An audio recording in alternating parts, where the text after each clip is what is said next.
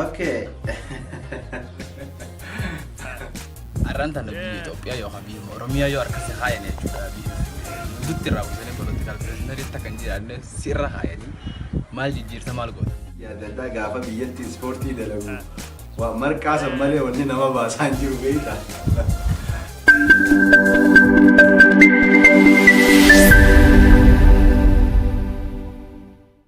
Tole shamarka fuulunti keessanoo kabajamtoota jaallatamtoota hordoftoota murtii entertainment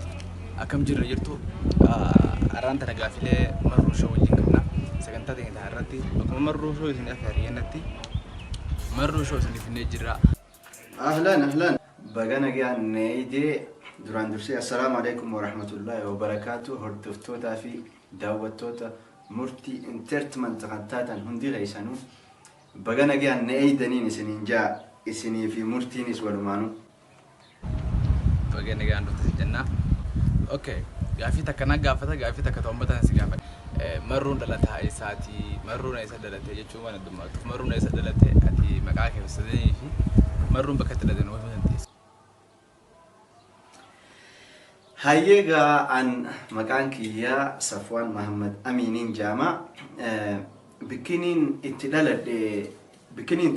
fi gartee bikkiniin itti guddadhee waan garagara ta'e jecha bikkiniin itti dhaladhee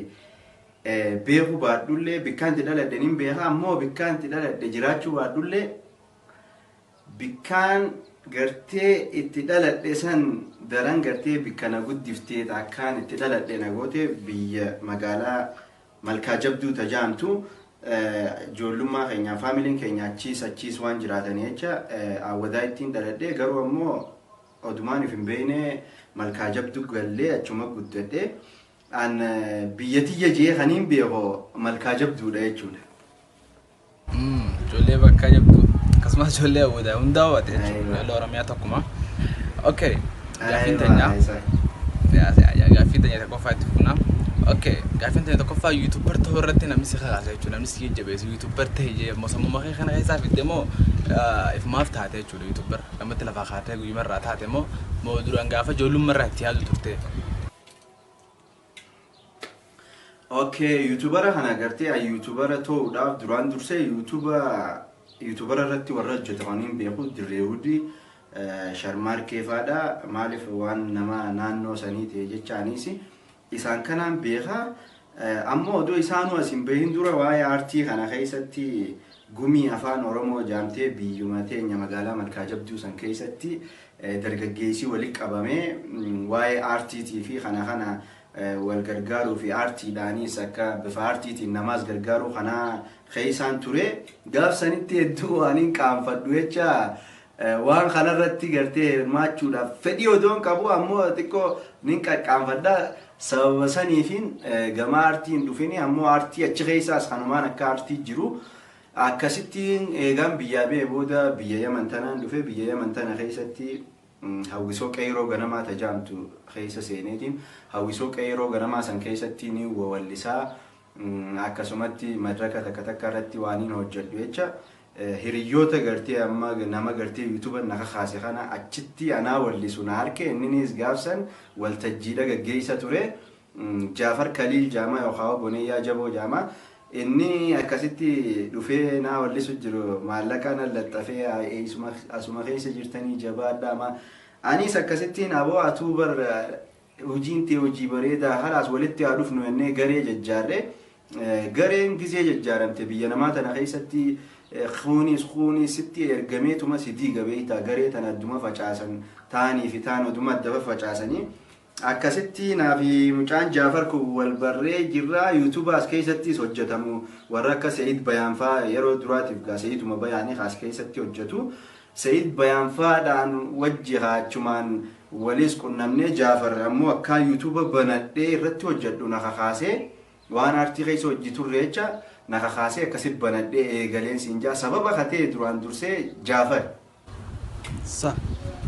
akkasii Jaafar galata guddaas biraa qaba nu biraas ni qaba maaliif marruun akka nu biruuf nama tokkoffaa hedduu sika kaasawan ta'eef asumayyoo nu la'u jiraate hedduu galata beekna. Okay, amma gaafii koomentii irratti si dabra Samiira Habiib jetti Samiira Habiib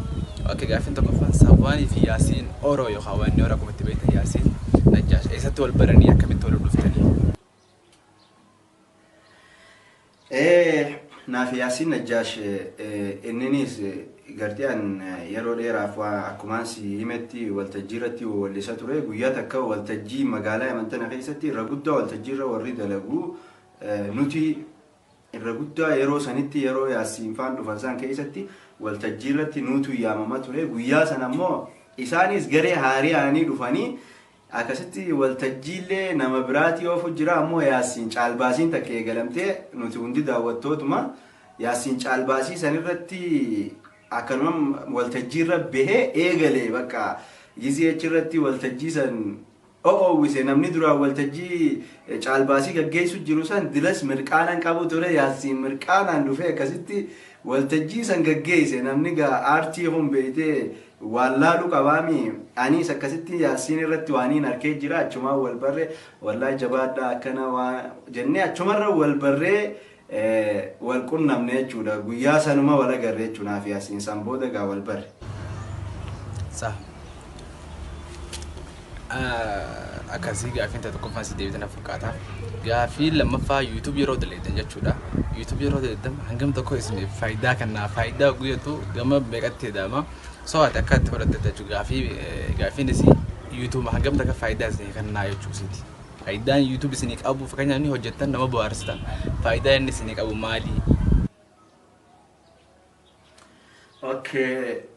faayidaan YouTube qabu duraan dursee gartee YouTube dalagu jechuun duraan aartumaa dalagu jechuun dura if bashannansiisuudha nama ifuu bashannansiisee nama bashannansiisa nutuu gartee duraan dursee if bashannansiisne san booda nama bashannansiisna faayidaan isaa duraan dursee if bashannansiisuudhaaf YouTube ammaas akkasumatti gartee waan nuti duraan gartee aartii ni hojjannee booda nu deebisaa ture keessa if dura nu tarkaanfachiisee YouTube maali fi yeroo YouTube irratti hojjette kafaltii si kafala kafaltiin san gartee akka keenya akka Oromootti dilas guddachuu baatullee ammoo gartee if bashannansiistee namaas bashannansiistee waa harkattaa faayidaan isaa kanuma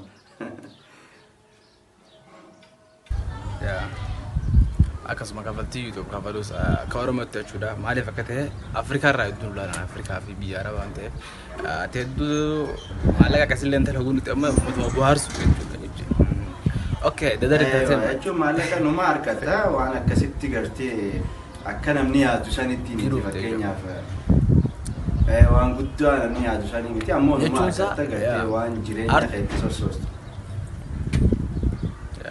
Artuma Oromoo jiraachisu jechuudha wanni isaan irra guddaa hojjetaniif malee waan akkasiiti. Guddaan san. Okay. Okay, dadari entertainment. Famous commenti commenti jalam dari jirti. Okay, marroon ulbataa fi marqaa kamirra jaalata. Ulbataa fi marqaa kamirra jaalata. Marqaa jechuun shoora jechuudha meeqa irra jirti kasee. Kamirra jaalata. Okay. ulbataa fi marqaa kamirra jaalata. Yeroo hedduu ulbataa dilasii miti beektae. Ammoo marqaa nin jaaladha qaceellootti nin jaaladha dur gizee ni yaadadha gaafa biyyatti ispoortii dalagu marqaa san malee wanni nama baasaan jiru beekta kanaafuu marqaan jaaladha. Dadari entertainment gaafiin tokko fakkasii deebite marqaa darra jaalata marruun. Okay, gaafiin lammaffaa marruu yookaan safuwan jechuudha roga aartii yookaan yuutuubera ta'uu fakkeenyaaf yoom murteessee yoom bakka galmaan gahee yoom boonses jettee gaafisisan lammaffaa. Okay, yuutuubera ta'uu kaniin eegalee ati yeruma gabaabaa keessaa matuma lama yuutuuba eegalee ammoo garuu gaa yuutuuba dura siimeetiin jira gaa viidiyoo yoo laalte gama duraarratti dura YouTuber otoo hin ta'in gartee bifa aartumaatiin hawwisoo kana keessan hojjechaa ture amma akkasittiin gama YouTuberaa eegaan dhufe amatuma lama YouTuberaa eegaan ta'e. Okay. Siifi ayyaan yeroo wal bartan jechuudha yeroo walitti hidhamtan maaltu isin mudate yookaan maaltu isin qunname haala kamiin maaltu isin dhagahame jechuusiiti. Biyyaan baatana keessatti wal barreenaa fi ayyaan biyyaan baatana keessatti jireenya hedduu ulfaata yoo gartee jireenya gaa duraan dursee ati nama qabaataa taatee takkaa'oo gartee diinagdeen takkaa hojii babbareedduu qabaatte malee gaafa ayyaanii wal barru sanii isiinis haariyaa dhuftee biyya tana jirti anis haariyaa isuma duraan xiqqoo jira akkasitti hedduu gartee rakkoo adda addaatiin nu mudate gartee addunyaa tanarrattuu gaa jaalaltii duraan dursee yoo gartee hiyyeessa taate rakkoon suma qunnama beektee yeroo sanitti yoo atakka harkaan qabaatin biyyuma feete keessattuu rakkoo guddaan nama qunnama gaaf sanitti waaniin gartee waa takka harkaan qabne jecha haadha abbaa kiyyaa fi firaa fi haalii kiyya biraas hin jirre jecha rakkoo adda addaa hedduutu na qunname ammoo rakkoo san hunda jaalalaan tarkaanfannee moonee akkasitti as geenyee jirra rakkoo hedduutu nu qunnameen jaati gabaabdumatti. Gaafin ta'e dhibbarratti sii ta'e dhibbatti sii deebite na fakkaata. Okay, gaafin itti aantu jiruu ta'e keessatti jechuudha. Agaa jirtutti mudannoon takka ta'e inuma irraanfannee jechuudha. Inuma irraanfannee tamii nuuf himachuusitti.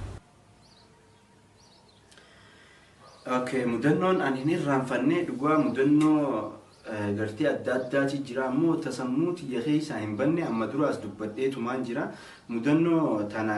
gartee ta naafi ayyaan irra geesse takka ammoo anaa fi hiriyaa kiyya tokko ana hariyaa dhufee biyya Yaman tana gaafaan dhufu rabshaa keessaan dhufe rabshaa keessa gizeen dhufe yeroo manni wal lola jiru isaan dhufe dachii tana gartee waa takkan jiru ilmoon shimbirroo anis gana biyyaa simbeeko hariyaa mucaa saahiba kiyyaa tokko Hamzaa Xahaa Jaamaa isaa wajjin hojiirraa baanee arra mana kiyya galtaa gandaan hangaluun hin beeka gandan ni galu san gandallee hin beeku hariyaa mana kiyya galtaa jeeti na fuudhee if wajji isaanaan deemu jiru angana torbaanuma lama baatii takka akkas na fakkaata oduma naan deemu ganda isaanii san lakkaa gandi isaanii san ganduma rabshaan guddoon itti jirtu hidhamee jira gandi isaanii san akkasitti odoo waliin deemnu askaruma dhufna jechuun warra eegu armii tana dhufna akkasitti eessaa deemtanii saa tanaan nam takka hin jiru numa malee eega gartee amma askara kana warra mishigii qaqqabatee tattaa'u kana lama sadii dabarree inninis natti hime maal naan jee bar ganda keenya kana hundi hidhaadhaa naan jee du'oo eega hidhaa taate abboleessa kiyya maaliif nu neeyit amma waa sadii askara sadii moo kana kamishigii qabate dabarree jirra yoo if booda deebinee jennes nu shakkanummanne on if dura deemnee nu sakkan duraanuu qabeetu maaliif nu neeyitaa jee amma naaf inni nu qaachitti aaree kaanis akkasitti tokko askara tokko bira deene bitaaqaa ta'e san fidaan hunjaan bitaaqaatti kannine wallahi gaafsan afaan arabaa kanaas likkitti akkasitti afaan arabaa ka dirreedoo san malee ka biyya tanaa likkitti akkasitti hin beeku wallahi waan ummanni san jee rabbummaa naa beeku tokko ammoo laa haraam jechuun hin beeka kaa waan inni joo dhiiroo ijoollee tana gartee fixuu joonii waan inni joon hin beekne rabbiin akkasitti gartee san haraam jee oom akkasitti haraamii sanii sirri dhagee akkasin na baasee baanee akkasitti ganda biraa dheene mudannoon kiyya guddaa kaniin hin irraanfanne duraan dursee kana biyya namaa tana keessatti guyyaa san lola san keessatti odoo gartee nu dhaanii nu kuchiisaniis hanqasumaa jechuudha mudannoon hin irraanfanne kana. Jireenya biyya hambaa kana guutuu namuu gaaffii hedduu hanqaafee jiraniif yeroonis dura deemti. Daqiiqaan dheeraa waan ta'eef namuu gaaffii takkaa lama keessaa gaaffii lamaa fi hanga takkaa keessaa fudhachaa jira. Yoon gaaffii tasintu barbaadetti mana godha. Okay. Gaaffii itti aantu waggaa meeqaa erga Yaman dhuftee yoo ammaasis akkasumas yoom Oromiyaa deebi'uuf yaada qabda jechuudha. Egaan biyyarraa bahee waggaa 9 egaan biyya Yaman dhufe waggaa 9 Oromiyaatti deebi'uudhaaf ammoo arraan tana odoo taate natti tola garuu xiqqoo biyya tana gartee haalli xayyaariinis hin jiru waan kana ta'e jecha xiqqoo dachiinis hidhaadha ammoo an deebi'uuf yeroo gabaabaa keessatti baatii takka 2-3 keessatti deebi'uuf yaadaan qaba inshaallah gama biyyatiyyaa akkasiin jira. Karaa gaarii rabbi isaa godhu. Gaafiin itti aantu. Gaafiin tun maal jetti? Hordoftoota keetirraa Oduun as jaaladhee na jaalattaa. Jaalala gaa gartee dhugaadha nama akka feetettu namuun jibbinu kaa nama numa jaalannaaf dirqama nurra jiru. Naafun dirqama nurra jiru. Akka Oromootti nama si jaalatee miti haanuu ni jaalatta. Laa jaalalti wayita biraa qofaa jaalala obbolummaa jira jaalala firummaa jira jaalalti sanuma bichaa miti saniifu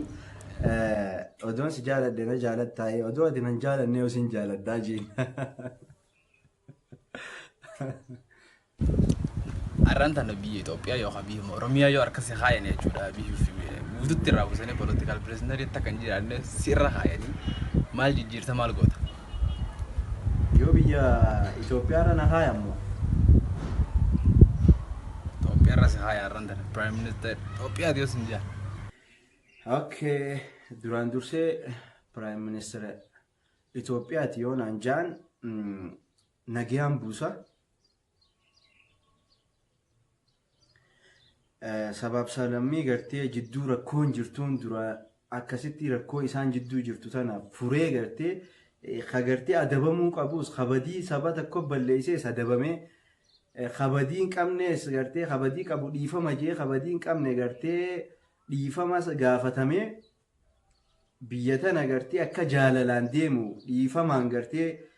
kabadii balleesse san jilbiifatee dhiifama gaafatuun godhaa san booda gartee jaalalaatu dhufa jechuudha akkasitti biiti sun akka jaalalaan deemtuun godha itti aanee gartee biyya takka keessatti harka qalleeyyii fi kaanii jira ilmaan gartee haadha abbaa hin qabne keessaafuu warra haadha abbaan isaanii gartee biyya saniif lola xaaliyaanii fi Itoophiyaa irratti lola Eertiraa fi Itoophiyaa irratti lola gartee Itoophiyaa san keessatti sabni tokko cunqurfamee gartee falmachuuf gootonni gartee ilmaan isaanii dhiisanii wareegaman duraan dursee ijoollee tana walitti qabeetiin gartee akka baratanii gartee bikka sadarkaa guddaa ga'an godha mana barnoota adda addaa ijaaruudhaanii kanaan jaagaa. Akkas ilaali. Marruu show yoo fedhes politikaala akkas goonee jechuudha maanta. Ni filannaa qophii ta'a. Akkasii irratti agadumatti bidaawwachuu asiniif hedduu galatooma akkasuma waan dhumaa waan jettuun. Egaa waan dhumaa waniin joorni akka yuutuubara Oromoo tokkotti akka Oromootti xiqqoo yuutuubarri gabbu'aa waan ta'e jecha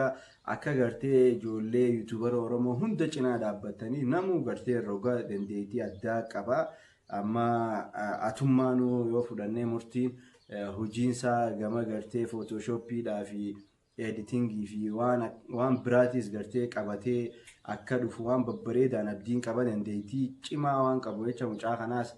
akka jabeessitanii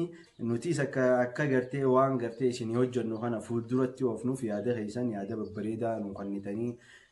gartee share subscribe godhuudhaan gartee YouTube channel keenyaas akka guddannee gartee saba keenyaaf illee bu'aa guddaa buusuu dandeenyu akka gootan abdii guddaan qabaa waan na daawwataniif galatoomaa inshallah gaafiilee biraatiin guyyaa biraan qawlitti deeminutti nagayaan naa turaan jaan kanumaan dhaammadha. Yaa akkuma inni isin jajjabeessaa yoo jajjabeessitan nutis bamu gaarii daleena yoo isin jajjabeessin nutis ammoo walumatti isin ilaallee sachi dadhabnaa jechuudha. Beekaatiin jaa akkasii umarratti YouTube channel kana subscribe godhaa akkasumas Marruu Showis uma 50 ga'e sana hedduu galatooma akka 500 fi miliyoona 5 ga'e sana abdiin qaba sila amma fakkeenyaaf yoo fudhannu uummanni Oromoo jechuudha miliyoona 55 60 himmatanii garuu wanni YouTube subscribe godhaa jechuudha Oromoo impitii ittiin guddaadha 380 miliyoona takkan ga'u jechuudha so Oromoon jaantuun eessatti jirtu jechuudha gogas jaanna sabni biraa yoo hamma daalute Oromoo saba xiqqaa fudhata jechuudha so isinis finqaanye sina nuus finqaanye sina addunyaa hojii dorgomaa nuuf qofa osoo hin ta'in subscribe godhaa akkasii galatooma isin jaa hanga sagantaa